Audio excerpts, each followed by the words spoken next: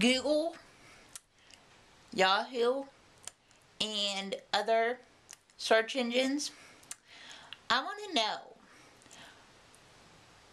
where do they come up with this EF stuff for tornadoes?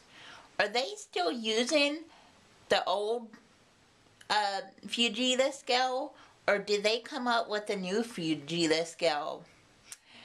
And what happened to the F6 tornado for because on the old Fujita scale they had F6. So I'm wondering, does this new Fujita scale have F6 on it?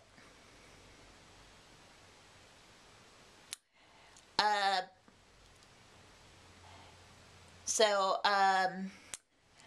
Google, if you can please subscribe to my YouTube channel and answer my questions.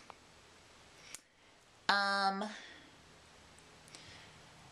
if you can come up with a new Fujita scale that has EF6, that would be great because I believe there's an EF6. I believe there's an EF6.